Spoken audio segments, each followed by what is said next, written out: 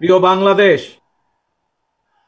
আমার সামনে উপস্থিত ভবিষ্যৎ বাংলাদেশ, বাংলাদেশের ভবিষ্যৎ প্রিয় তরুণ প্রজন্ম,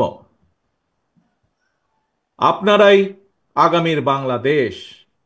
আপনারাই বাংলাদেশের সম্ভাবনাময় আজকের এই লাখো তরুণ মুখ। আপনারাই বদলে দিতে পারেন আগামীর বাংলাদেশ। এই তারুণ্যই ফ্যাসিবাদ মুক্ত বাংলাদেশে প্রতিষ্ঠা করবে নিজেদের অধিকার।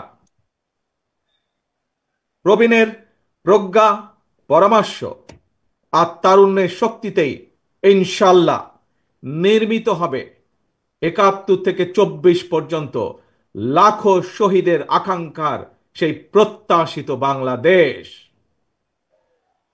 আজকের এই তারুণ্যের সমাবেশের সভাপতি জনাব আব্দুল মোনায়েন মুন্না, উপস্থিত বাংলাদেশ জাতীয়তাবাদী দলের স্থায়ী কমিটির সম্মানিত সদস্যবৃন্দ, বিএনপির কেন্দ্রীয় এবং অঙ্গ সহযোগী সংগঠনের নেতৃবৃন্দ, এই সমাবেশে উপস্থিত বিভিন্ন শ্রেণী পেশা বিশিষ্টজন, বিশিষ্ট ব্যক্তিবর্গ, সমাবেশে অংশগ্রহণকারী লাখো লাখো মানুষ, আপনার আমার সালাম গ্রহণ করুন। আসসালাম আলাইকুম। প্রিয় ভাই বোনেরা, নারী কিংবা পুরুষ, তরুণ জনগোষ্ঠী দেশের উন্নয়ন এবং অর্থনীতির প্রাণ শক্তি।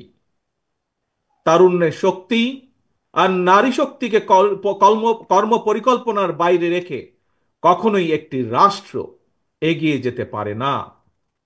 এবং তাই তরুণ জনগোষ্ঠীকে প্রাধান্য দিয়ে তরুণ জনগোষ্ঠীর আশা আকাঙ্ক্ষাকে ধারণ করে বিএনপি আগামী দিনের সকল কর্ম পরিকল্পনা গ্রহণ করছে, কাজ করছে, প্রস্তুতি নিচ্ছে।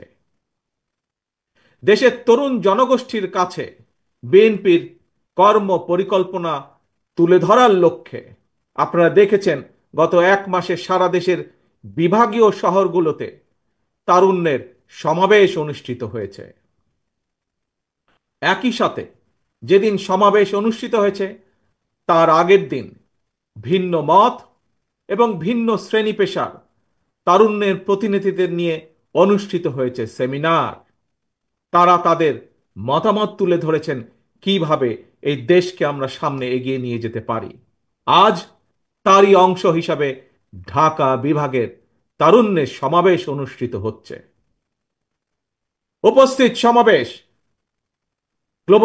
গ্লোবালাইজেশনের এই সময় মানুষের আকাঙ্ক্ষা এখন আর স্বপ্ন দেখার মধ্যে সীমাবদ্ধ নয়। এখন সকলের সামনে সম্ভাবনার সকল দ্বার উন্মুক্ত। এই সম্ভাবনার বাস্তবায়ন ঘটিয়ে বাংলাদেশকে সমৃদ্ধি এবং সাফল্যের দিকে এগিয়ে নিয়ে যেতেই হবে আমাদেরকে। আর কথামালার রাজনীতি নয়, বিএনপির আগামী দিনের রাজনীতি নিরাপদ কর্ম পরিবেশ এবং নতুন কর্মসংস্থান সৃষ্টির রাজনীতি। আর কথামালার রাজনীতি নয়, এখন বাস্তবায়ন আর দৃষ্টান্ত স্থাপনের রাজনীতি।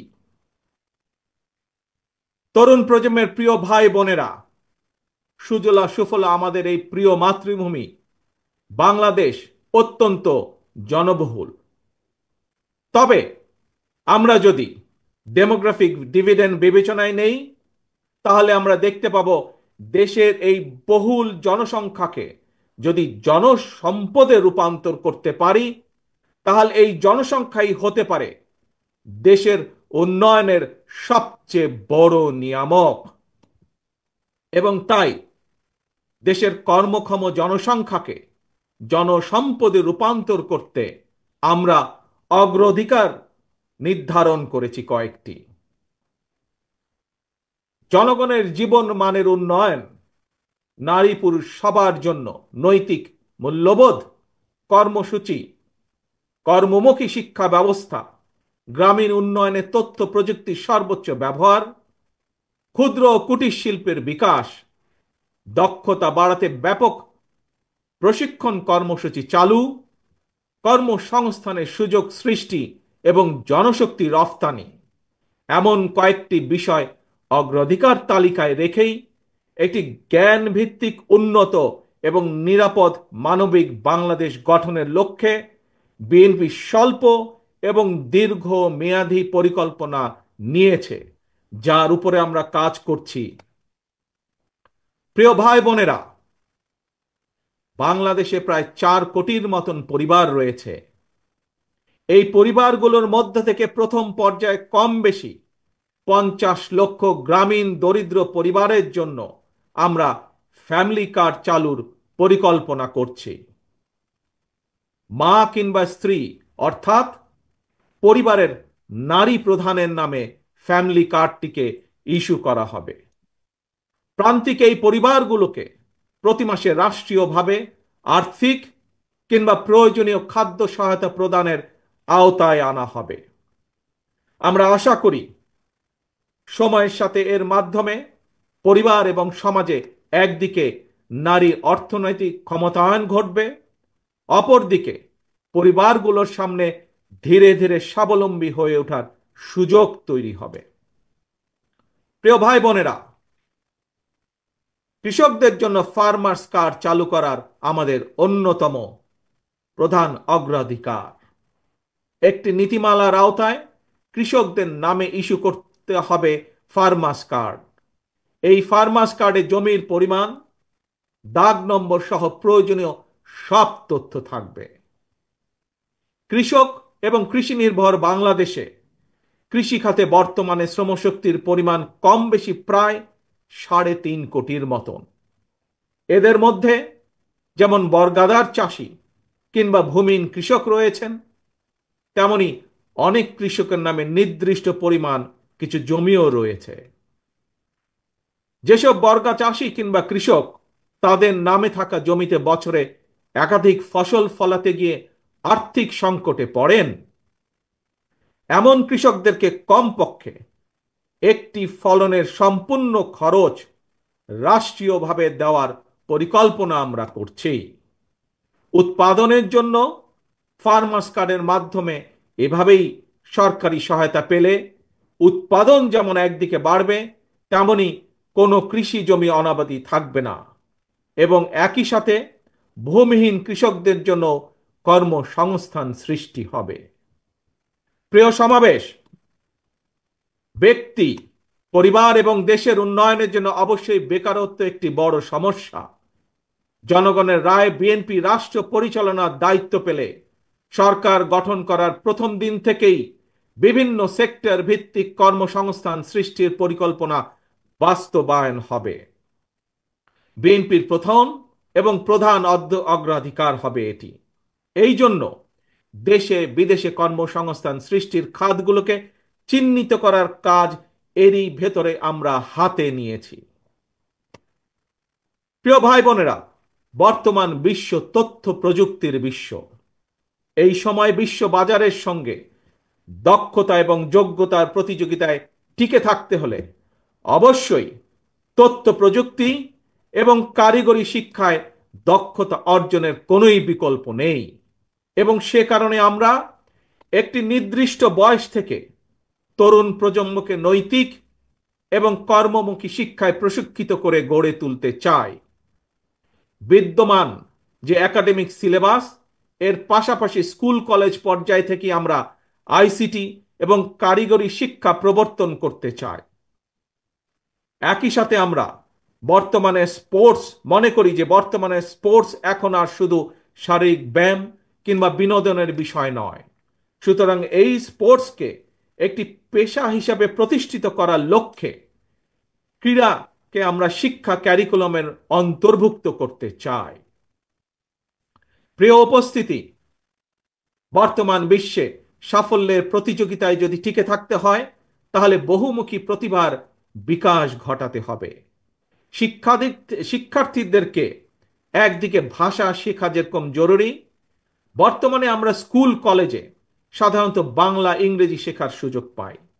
তবে এর পাশাপাশি আমরা যদি আরও কিছু ভাষা যেমন আরবি, ম্যান্ডারিন, জার্মান ফ্রেঞ্চ সহ এই ধরনের বহুল প্রচলিত একটি তৃতীয় ভাষা, এবং যদি সম্ভব হয় তাহলে চতুর্থ ভাষা হিসেবে আরেকটি ভাষা শিখাতে পারি, তাহলে আমি ব্যক্তিগতভাবে বিশ্বাস করি বাংলাদেশের ভবিষ্যৎ সন্তানদের জন্য বিশ্ব বাজার উন্মুক্ত হয়ে পড়বে।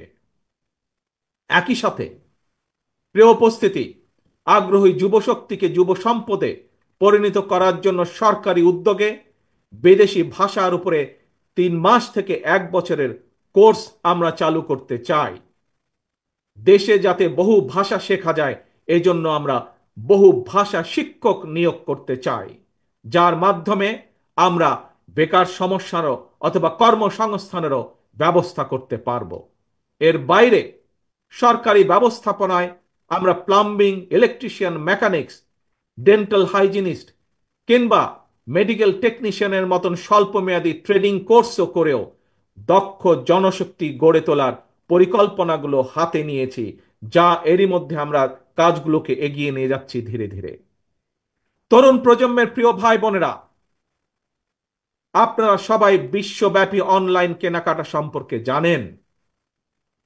অনলাইন ভিত্তিক জায়ান্ট প্রতিষ্ঠান আমাজন, ইবে কিংবা আলিবাবার মতন বিশ্ববিখ্যাত ই কমার্স প্ল্যাটফর্মের জন্য হাজারো পণ্যের চাহিদা রয়েছে। এইসব প্ল্যাটফর্মের সঙ্গে সংশ্লিষ্ট অনেকের সঙ্গে আমি ব্যক্তিগতভাবে কথা বলেছি। বিশ্ববিখ্যাত এই সকল ই কমার্স প্ল্যাটফর্মের চাহিদা অনুযায়ী আমাদের বাংলাদেশে অনেক পণ্য তৈরির সুযোগ রয়েছে। আমাজনের মতন বৈশ্বিক অনলাইন প্ল্যাটফর্মকে সামনে রেখে আমরা আমাদের দেশে ক্ষুদ্র এবং মাঝারি শিল্পের উৎপাদন বাড়ানোর সুযোগ গ্রহণ করতে পারি, সুযোগ আমরা তৈরি করতে পারি, সুযোগ আমরা নিতে পারি। বিশ্ববিখ্যাত ই কমার্স প্রতিষ্ঠানের চাহিদা মিটিয়ে কিভাবে বিশ্ববাজারে প্রবেশ করা যায়, এর জন্য এরই মধ্যে যারা এক্সপার্ট আছেন তাদের সাথে আমরা আমাদের টিম নিয়ে কাজ শুরু করেছি এরই ভিতরে। প্রিয় ভাই বোনেরা, বাংলাদেশের বহু তরুণ প্রজন্মের সদস্য অনলাইনে কাজ করেন কিংবা করছেন কিংবা করার ইচ্ছে রয়েছে। আপনাদের জন্য কর্মসংস্থান এবং নিরাপদ কর্মপরিবেশ নিশ্চিত করতেও আমাদের উদ্যোগ রয়েছে। আমি জানি শিক্ষিত তরুণ প্রজন্মের সামনে বর্তমানে ফ্রিল্যান্সিং একটি অত্যন্ত আকর্ষণীয় সেক্টর। দেশে এই মুহূর্তে প্রায় 10 লক্ষের মতন ফ্রিল্যান্সার আউটসোর্সিং এর মাধ্যমে $100 কোটি বেশি আয় করতে সক্ষম হচ্ছেন। আউটসোর্সিং এর সঙ্গে যুক্ত বেশ কিছু মানুষের সঙ্গে আমি কথা বলেছি। তারা জানিয়েছেন লেনদেনের জন্য বাংলাদেশে পেপাল, ওয়াইজ বা স্ট্রাইপের মতন আন্তর্জাতিক গেটওয়ে প্রতিষ্ঠান ব্যবহারের সুযোগ না থাকায় তাদের অর্জিত যে অর্থ সেটি দেশে আনা কষ্টকর হয়ে পড়ে। আমি মনে করি সবার আগে এই ধরনের যে সমস্যা, সেই সমস্যার সমাধান করা উচিত। প্রিয় উপস্থিতি, এই বিষয়টি নিয়ে আমি গত 1 দশক ধরে বেশ অনেকবার কথা বলে এসেছি। বিএনপি মনে করে প্রায়োরিটি বেসিসে দেশের IT entrepreneur, e commerce sector এবং ফ্রিল্যান্সারদের সুবিধায় পেপালের মতন আন্তর্জাতিক গেটওয়ে প্রতিষ্ঠান সুবিধা বাস্তবায়ন করা উচিত। বাংলাদেশে পেপাল সুবিধা নিশ্চিত করা গেলে, যার লক্ষ্য আমাদের রয়েছে, তাহলে লক্ষ লক্ষ ফ্রিল্যান্সারদের কাজের সুযোগ বাড়ার পাশাপাশি দেশে রেমিটেন্সের পরিমাণও বাড়বে ইনশাল্লাহ। প্রিয় তরুণ প্রজন্মের ভাই ও বোনেরা, প্রতিকারের চেয়ে প্রতিরোধী উত্তম। এই নীতির আলোকে দেশের জনগণের স্বাস্থ্যসেবা নিশ্চিত করা বিএনপির পরিকল্পনার আরেকটি গুরুত্বপূর্ণ অগ্রাধিকার। জনসচেতনার মাধ্যমে অনেক ধরনের রোগ থেকে নিজেদেরকে মুক্ত রাখা যায়। নাগরিকদের স্বাস্থ্যসেবা নিশ্চিত করতে বিএনপি 1 থেকে 3 বছরের স্বল্প মেয়াদী এবং দীর্ঘমেয়াদী পরিকল্পনা হাতে নিয়েছে। এর একটি অংশ হিসাবে প্রতিটি গ্রামে আমরা হেলথ কেয়ার ওয়ার্কার নিয়োগ দেওয়ার পরিকল্পনা নিয়েছি। এই হেলথ কেয়ার ওয়ার্কারদের 80% হবেন নারী। অর্থাৎ সারা বাংলাদেশে যদি আমরা 1 লক্ষ হেলথ কেয়ার নিয়োগ করি, তাহলে তার মধ্যে 80 থেকে 85 হাজার নিয়োগ পাবেন এদেশের নারীরা, যার মাধ্যমে আমরা একটি বিশাল অংশের কর্মসংস্থানের ব্যবস্থা করতে পারব। শুধু তাই নয়, এর পাশাপাশি জনগণের দোরগোড়ায় যাতে স্বাস্থ্যসেবা পৌঁছে দেওয়া যায়, জনগণকে যাতে দ্রুত স্বাস্থ্যসেবা দেওয়া যায়, সেই জন্য সরকারি এবং প্রাইভেট যেই সেক্টর আছে, কিভাবে দুটিকে একত্রিত করে আমরা স্বাস্থ্যসেবা গড়ে তুলতে পারি, সেটির বিষয়ে আমরা বিশেষজ্ঞদের সাথে পরামর্শ করছি, আমরা সেটির বিষয়ে কাজ করছি। প্রিয় ভাই বোনেরা, স্বাস্থ্য, পরিবেশ এবং জলবায়ুর পরিবর্তন, এই তিনটির একটি অপরটির উপর প্রভাব রয়েছে। সুতরাং খাল খনন এবং বৃক্ষরোপণের বিষয়টিও বিএনপির অগ্রাধিকার তালিকায় রয়েছে। সারা দেশে পরিকল্পিত উপায়ে বৃক্ষরোপণ করা গেলে জলবায়ুর নেতিবাচক প্রভাব থেকে মোকাবেলা করা সহজ হবে। প্রায় আমরা পত্রিকার পাতায় দেখি যে বাংলাদেশের, বিশেষ করে ঢাকা শহরের যে বাতাস, সেটি বিশ্বের মধ্যে সবচাইতে যে খারাপ শহরগুলো তার একটি দুটির মধ্যেই উঠানামা করছে।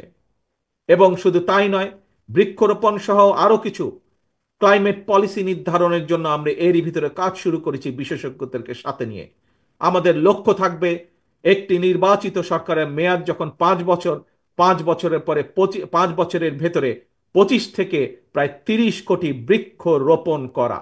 এবং একই সাথে লক্ষ্য থাকবে সামগ্রিকভাবে দেশের যে তাপমাত্রা, সেটি 2 থেকে চেষ্টা করা 3 ডিগ্রি পর্যন্ত কমিয়ে নিয়ে আসা। প্রিয় ভাই বোনেরা, গণতন্ত্র পুনঃপ্রবর্তন করে স্বাধীনতার ঘোষক রাষ্ট্রপতি জিয়াউর রহমান এই দেশে উন্নয়ন উৎপাদনের রাজনীতি চালু করেছিলেন। Mother of democracy Begum Khaleda Zia দেশে নারী শিক্ষার প্রসার ঘটিয়েছিলেন। দেশ এবং জনগণের উন্নয়নে বিশেষ করে তরুণ জনগোষ্ঠীকে প্রাধান্য দিয়ে সেজন্য বিএনপিও আগামী দিনের পরিকল্পনা গ্রহণ করছে। তরুণ প্রজন্মের প্রিয় ভাই বোনেরা, জনগণই বিএনপির সকল রাজনৈতিক ক্ষমতার উৎস। তাই আমরা সরকারে না থাকলেও একটি দায়িত্বশীল গণতান্ত্রিক রাজনৈতিক দল হিসাবে তরুণ প্রজন্মের সামনে দেশ এবং জনগণের উন্নয়নে বিএনপির নেওয়া যে বিস্তারিত কর্ম পরিকল্পনা, তার কয়েকটি অগ্রাধিকার কর্মসূচি আজ সংক্ষেপে আপনাদের সামনে আমি তুলে ধরলাম। প্রিয় ভাই বোনেরা, আগামী জাতীয় নির্বাচনে বিএনপি ইনশাল্লাহ জনগণের রায় রাষ্ট্র পরিচালনার সুযোগ পেলে দেশ এবং জনগণের উন্নয়নে পর্যায়ক্রমিকভাবে দলের গৃহীত পরিকল্পনাগুলো বাস্তবায়ন করবে ইনশাল্লাহ। তবে যে কোনো দলের তাদের কর্মসূচি বাস্তবায়ন করতে হলে দরকার একটি জবাবদিহিমূলক সরকার, দরকার একটি নির্বাচিত সরকার। তবে আগামী জাতীয় নির্বাচন অনুষ্ঠান নিয়ে মনে হয় এরই ভিতরে টালবাহানা শুরু হয়েছে বা চলছে। কথিত অল্প সংস্কার আর বেশি সংস্কারের অভিনব শর্তের আবর্তে ঘুরপাক খাচ্ছে আগামী জাতীয় নির্বাচনের ভবিষ্যৎ। এরই ভিতরে জনগণ বিশ্বাস করতে শুরু করেছে সংস্কার নিয়ে সময় ক্ষেপণের আড়ালে অন্তর্বর্তীকালীন সরকারের ভেতরে এবং বাইরে কারো কারো মনে হয় কিছু ভিন্ন উদ্দেশ্য রয়েছে। প্রিয় সমাবেশ, পলাতক স্বৈরাচারের সময় আমরা দেখেছি তারা কিভাবে আদালতকে অবজ্ঞা করেছে, আদালতের রায়কে অবজ্ঞা করেছে। অত্যন্ত দুঃখের সাথে বলতে হয়, পলাতক স্বৈরাচারের পরে যেই সরকারের কাছে দেশের মানুষ আশা করেছিল যে আইনের প্রতি সম্মান থাকবে, আমরা দেখেছি আদালতের রায়ের প্রতি সম্মান না দেখিয়ে যারা ইশরাক হোসেনকে ঢাকা দক্ষিণের মেয়রের দায়িত্ব গ্রহণে বাধা সৃষ্টি করেছে, সেই স্বৈরাচারের সেই একই যে ঘটনা, সেটির পুনরাবৃত্তি আমরা দেখতে পাচ্ছি। প্রিয় সমাবেশ, আপনাদের কাছে আমার আজকে জিজ্ঞাসা, যারা আইনের প্রতি শ্রদ্ধা দেখায় না, যারা আদালতের নির্দেশকে অবজ্ঞা করে, তাদের কাছ থেকে আমরা কতটুকু সংস্কার আশা করতে পারি? প্রিয় সমাবেশ, আমি প্রায় একটি কথা বলি, পুঁথিগত সংস্কারের চেয়ে ব্যক্তি মানসিকতার সংস্কার অনেক বেশি জরুরি। নর্থ কোরিয়ার সংবিধানে লেখা রয়েছে Democratic People's Republic of North Korea. সুতরাং কি লেখা আছে তার চেয়েও বেশি যেটি জরুরি তা হলো মেনে চলা। ইশরাকের ক্ষমতা গ্রহণ বা ইশরাকের শপথ গ্রহণে বাধা সৃষ্টি করে আজ আমরা আবারও স্বৈরাচারী মানসিকতার বহিঃপ্রকাশ দেখতে পাচ্ছি। প্রিয় তরুণ প্রজন্মের ভাই বোনেরা, নিরপেক্ষতা এবং বিশ্বাসযোগ্যতাই কিন্তু অন্তর্বর্তীকালীন সরকারের প্রধান পুঁজি। তাই তাদের প্রতি আমাদের আহ্বান থাকবে, তাদের প্রতি আমাদের পরামর্শ থাকবে। জনগণের বিশ্বাস, ভালোবাসা নষ্ট হয় অন্তর্বর্তীকালীন সরকারের এমন কোনো পদক্ষেপ নেওয়া ঠিক হবে না। একই সাথে অন্তর্বর্তীকালীন সরকারের প্রতি আবারও আহ্বান জানিয়ে বলতে চাই, গণতান্ত্রিক আমি জনগণ এবং গণতন্ত্রের পক্ষের রাজনৈতিক দলগুলোকে দয়া করে প্রতিপক্ষ বানাবেন না। যদি আপনাদের কেউ রাষ্ট্র পরিচালনায় থাকতে চায় তাহলে সরকার থেকে পদত্যাগ করে জনগণের কাতারে আসুন, নির্বাচন করুন। যদি ভবিষ্যতে নির্বাচনে জনগণের রায় পান তাহলে আবার সরকারের দায়িত্ব গ্রহণ করুন। প্রিয় তরুণ প্রজন্মের ভাই বোনেরা, গত ১.৫ দশকে ভোটার তালিকায় প্রায় ৩.৫ কোটি ভোটার সংযুক্ত হয়েছেন, নতুন ভোটার সংযুক্ত হয়েছেন। এই নতুন ভোটাররা আজ পর্যন্ত একটি জাতীয় নির্বাচনেও ভোট দিয়ে তাদের নিজের পছন্দের প্রার্থীকে জনপ্রতিনিধি নির্বাচিত করার সুযোগ পায়নি। পতিত পরাজিত পলাতক স্বৈরাচারের কাছে মানুষের অধিকার প্রতিষ্ঠা কিংবা নির্বাচন কোনো গুরুত্বপূর্ণ কিছু ছিল না। সুতরাং সংস্কার ইস্যুর পাশাপাশি জাতীয় নির্বাচন অনুষ্ঠানের জন্য অন্তর্বর্তীকালীন সরকারের দৃশ্যমান প্রস্তুতি নেওয়া উচিত বলে আমরা বিশ্বাস করি বা আমরা মনে করি। প্রিয় সমাবেশ, অতীতে বিভিন্ন সময় এই বাংলাদেশে তত্ত্বাবধায়ক সরকার নিরপেক্ষ নির্বাচন অনুষ্ঠিত করেছে এবং প্রত্যেকটি ক্ষেত্রে আমরা দেখেছি তত্ত্বাবধায়ক সরকার ৩ মাসের মধ্যেই সফলভাবে জাতীয় নির্বাচন অনুষ্ঠান সম্পন্ন করেছে। সুতরাং অতীতেই বাংলাদেশেই রেকর্ড রয়েছে ৩ মাসের মধ্যে জাতীয় নির্বাচন অনুষ্ঠিত করা সম্ভব। কিন্তু আজ আমরা দেখছি ১০ মাস পার হয়ে গেল, অন্তর্বর্তীকালীন সরকার নির্বাচনের দিনক্ষণ ঘোষণা করছে না। আমরা ফ্যাসিবাদ মুক্ত বাংলাদেশে জনগণের সরাসরি ভোটে জনগণের কাছে জবাবদিহিমূলক, জনগণের কাছে দায়বদ্ধ একটি সরকার দ্রুত দেখতে চায়। অন্তর্বর্তীকালীন সরকারের প্রতি আহ্বান, আগামী ডিসেম্বরের মধ্যেই জাতীয় নির্বাচন অনুষ্ঠিত হতে হবে। আবারও আমরা বলতে চাই, আগামী ডিসেম্বরের মধ্যেও জাতীয় নির্বাচন অনুষ্ঠিত হবে। নতুন প্রজন্মের প্রিয় ভাই বোনেরা, আজকের এই সমাবেশ, প্রিয় দেশবাসী, আগামী ডিসেম্বরের মধ্যে আপনারা জাতীয় নির্বাচন অনুষ্ঠান যাতে অনুষ্ঠিত হয় তার প্রস্তুতি নিতে শুরু করুন। কারা রাষ্ট্র পরিচালনা করবে, কারা আপনাদের প্রতিনিধি হবে, জাতীয় নির্বাচনে আপনারা ভোট দিয়ে আপনাদের সেই প্রতিনিধিকে আপনারা নির্বাচিত করবেন। প্রিয় সমাবেশ, শহীদ রাষ্ট্রপতি জিয়ার সৈনিক দেশনেত্রী বেগম খালেদা জিয়ার কর্মীদের প্রতি আহ্বান জানিয়ে বলতে চাই, আপনারা জনগণের কাছে যান, তাদের প্রত্যাশা জানার চেষ্টা করুন, তাদের প্রত্যাশা বোঝার চেষ্টা করুন, জনগণের মন জয় করুন। কারণ জনগণই বিএনপির সকল রাজনৈতিক ক্ষমতার উৎস। প্রিয় দেশবাসী, প্রিয় সমাবেশ, প্রিয় ভাই বোনেরা, এবার আমি আপনাদের সামনে একটি ছোট্ট স্লোগান তুলে ধরতে চাই। মন দিয়ে দয়া করে সবাই শুনবেন। প্রথমে আমি স্লোগানটি বলবো, মন দিয়ে শুনবেন। তারপরে দ্বিতীয়বার আবারও আমি বলবো, তখন দয়া করে সকলে আমার সামনে স্লোগানটি আপনারা একই সাথে বলবেন। দিল্লি নয়, পিন্ডি নয়, নয় অন্য কোনো দেশ, সবার আগে বাংলাদেশ। প্রিয় সমাবেশ বলুন, প্রিয় দেশবাসী বলুন, দিল্লি নয়, পিন্ডি নয়, নয় অন্য কোনো দেশ, সবার আগে বাংলাদেশ। আল্লাহ হাফেজ। বাংলাদেশ জিন্দাবাদ। বাংলাদেশ জাতীয়তাবাদী দল জিন্দাবাদ।